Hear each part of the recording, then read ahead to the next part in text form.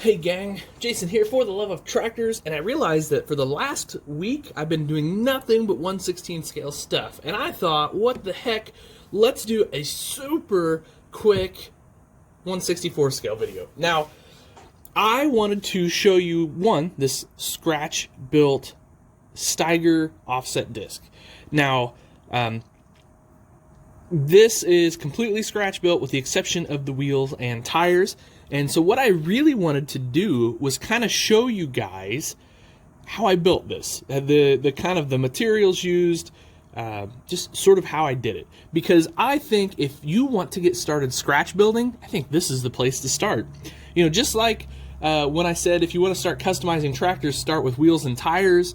And then I said the top shelf four-wheel drives are a great place to start because they're pretty easy to disassemble.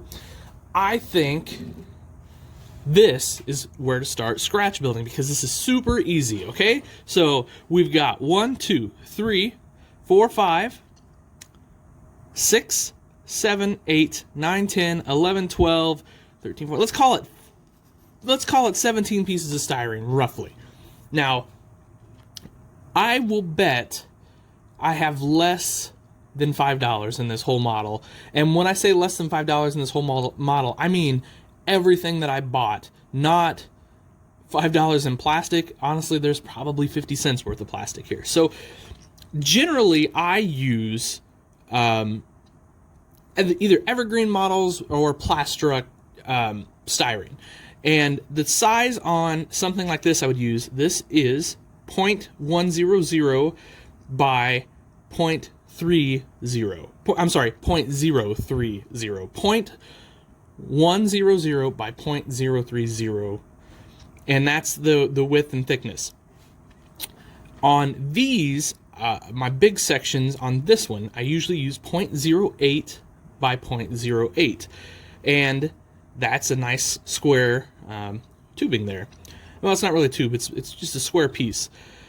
And then you can see I basically use those two sizes over the entire model. Now, I did use some round rod here, and that has a pin through it. So I did a straight pin here and a straight pin over here, and it just sticks into the round rod. And then you can see I used some more of that 0.08 there and here, just sort of to make my landing gear, running gear, kind of a place for it to go. And then those straight pins, I just use straight pins, which you can get at any craft store, Walmart, you name it. You can get literally 1,000 of them for a few dollars. So they're super cheap. Now here is the only part you're probably not going to be able to get is these disc blades. And these are from Tractor Fab. Now Tractor Fab has kind of quit doing their thing, which is really unfortunate because they were awesome. But never fear, you can always get a 3D printed disc blade. You can get those from my Shapeways store, or you can build your own out of craft supplies. So they have those, I don't know, what are they called? Like, I call them like glitter things. I don't know. They kind of look like disc blades, to be honest with you. And they make them different sizes, and they even make them in black if you just don't want to paint them. And then, again, I just use some styrene rod and slid those over that. Now, you can also rob an Ertl tractor or an Ertl implement and use the disc blades on these. Now, I spaced these out a little bit farther than probably I normally would and probably than I should have, but, you know, that's just the way it goes. So my cylinder up here, and it actually doesn't function, and I think that's okay. I mean, this is a shelf model. It's going to sit on the shelf, or sit on a display, whichever, and, you know, it doesn't need to function. If we made this work, it would just be more to break, to be honest with you. So that's why a lot of times on models like this that I scratch build, I don't make that cylinder function. I just don't get much extra out of that. It's there, it looks neat, it doesn't have to function. But again, so this is styrene rod, and then a straight pin that I just ran through it and, you know, attached it to my little upper supports here. And you've got what amounts to a really nice looking cylinder on your disc here. Then the kind of the last little detail, if you will, is this. Now, I use magic stretch cord, which you can get, again, at pretty much any craft place. I use the 0.5 millimeter size generally for hydraulic hoses. I also use a 0.7 and rarely the 1 millimeter size. But, you know, this stuff it's flexible, it's easy to use, it's super cheap. You can get a spool of it, you know, it looks like fishing twine, and you can get a spool of it for a few dollars, and one spool will last you a very long time. I've honestly, in my lifetime scratch building, I think I've bought 2 spools of it, and so that tells you, you know, I've been scratch building for, you know, 20 years. So there you go. Anyway, just cut these to the length you want. Now, okay, so this is stretchy and it's very flexible and it's not rigid. So I had to tack a little bit of glue there and put that in, and then of course the same thing here, obviously, and then I did another little tack of glue right there, and then one here, and then my little hydraulic holder is just a straight pin that I twisted up and put those through.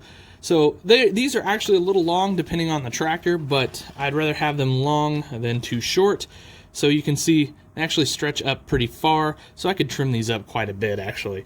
But you know, like I said, it depends on the tractor really that you're going to go with. Now the decals I made myself.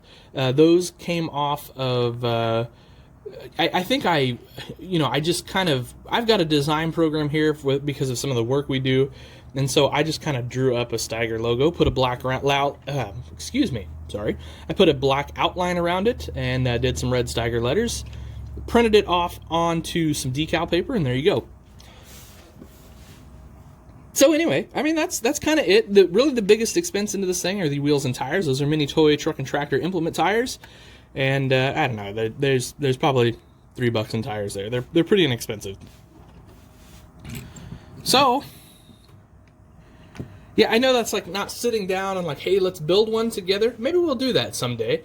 But basically, I just kind of wanted to show you the basic pieces of one of these, and I think this is a great place for you guys to start if you want to get into scratch building. To cut these, you simply just need a hobby knife. You can get fancier tools, you can get the chopper, or you know, things of that nature, but honestly, a hobby knife will do it.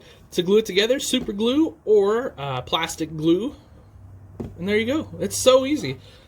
Anyway, so I get that question a lot. Hey, where should I start if I want to do scratch building? I think this is it. I think this is the place to start, guys. Just simple, easy build. You know, and you may have something else on your farm or that you've seen that's even simpler and easier. Feel free to start with that. I mean, but you know, implements that are not real complicated. That's a good place to start. You know, I don't think 4-foot disc. So, all right, guys. I will catch you later. Have yourselves a great day. Happy tractor hunting. Treat each other well. I'll catch you later.